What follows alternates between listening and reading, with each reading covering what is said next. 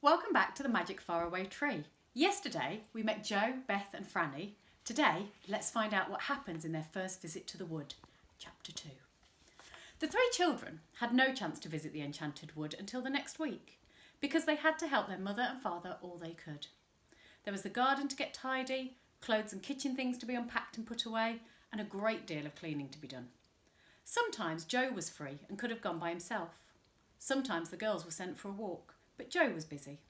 None of them wanted to go without the other, so they had to wait, and then, at last, their chance came. "You can have your lunch outdoors today," said Mother. "You've worked well, all of you, and you deserve a picnic. I'll cut you some sandwiches, and you can take along some nice fresh milk." "We'll go to the wood," whispered Beth to the others. With excited faces and beating hearts, they helped their mother pack a picnic into a big basket. They set off. There was a small gate at the bottom of their back garden, and that led into the overgrown lane that ran up to the wood. They unlatched the gate and stood in the lane. They could see the trees in the wood. They could hear them talking their strange talk. "Wish, wish, wish, wish." "I feel as if there are adventures about," said Joe. "Come on, over the ditch we go and into the enchanted wood." One by one, the children jumped over the narrow ditch. They stood beneath the trees and peered about. Small freckles of sunshine lay here and there on the ground, but not very many, for the trees were so thick. It was dim and green there, and a small bird nearby sang an odd little song over and over again. "It really is magic," said Franny suddenly. "I can feel magic about somewhere, can't you, Beth? Can't you, Joe?" "Yes," said the others, and their eyes shone with excitement. "Come on." They went down a little green path that looked as though it had been made for rabbits. It was so small and narrow. "Don't let's go too far," said Joe. "We'd better wait until we know the paths a bit better before we go deep into the wood. Look about for a place to sit down and we can have our sandwiches, girls." "I can see wild strawberries," cried Beth, and she knelt down and pressed back some pretty leaves, showing the others the deep red strawberries below. "Let's pick some and have them with our picnic too," said Franny. So they picked hard, and soon they had enough to make a fine meal. "Let's sit down under the old oak tree over there," said Joe. "It's all soft moss beneath. It'd be like sitting on a green velvet cushion." So they sat down and unpacked their sandwiches. Soon they were munching away happily, listening to the dark green leaves overhead, saying "wish, wish" all the time. And it was whilst they were in the middle of their picnic that they saw a very peculiar thing. Franny noticed it first. Not far off was a clear piece of soft grass.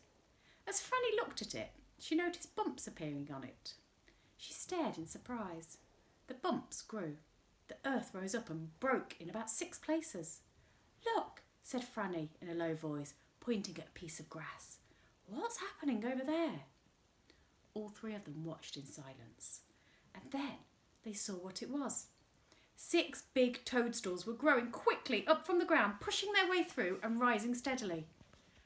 "I've never seen that happen before," said Joe in astonishment. "Shh," said Beth. "Don't make a noise. I can hear footsteps." The others listened. Sure enough, they heard the sound of pattering feet and high little voices.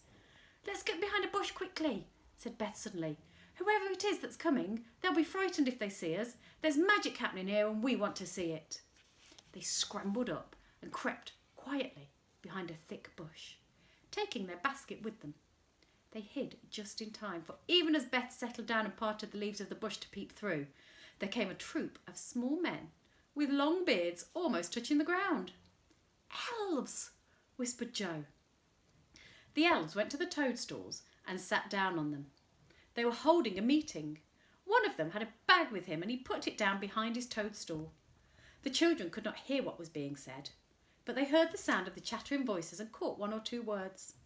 Suddenly Joe nudged Beth and Franny. He had seen something else. The girls saw it too. An ugly, gnome-like fellow was creeping up silently behind the meeting on the toadstools. None of the elves saw him or heard him. "He's after that bag," whispered Joe. And so he was. He reached out a long arm and his bony fingers closed on the bag. He began to draw it away under a bush. Joe jumped up. He wasn't about to watch people being robbed without saying something. He shouted loudly, "Stop! Thief! Hey! Look at that gnome behind you!" In a fright, all the elves jumped up. The gnome jumped to his feet and sped off with the bag.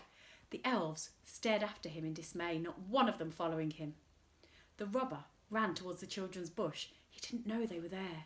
As quick as lightning, Joe put out his foot and tripped up the running gnome. Down he went with a huge crash. The bag flew from his hand and Beth picked it up and threw it to the astonished elves who were still standing by the toadstools. Joe tried to grab the gnome, but he was up and off like a bird. The children tore after him. In between the trees they went, dodging here and there, until at last they saw the gnome leap up to the low branches of a great tree and pull himself into the leaves. The children sank down at the bottom, out of breath. "We've got him now," said Joe. "He can't get down without being caught." "Here are the elves coming," said Beth, wiping her forehead. The little bearded men ran up and bowed. "You are very good to us," said the biggest one. "Thank you for saving our bag. We have valuable papers in there." "We got the gnome for you too," said Joe. He pointed up the tree. "He went up there. If you surround the tree and wait, you'll be able to catch him as he comes down." But the elves would not come near the tree. They looked quite frightened of it.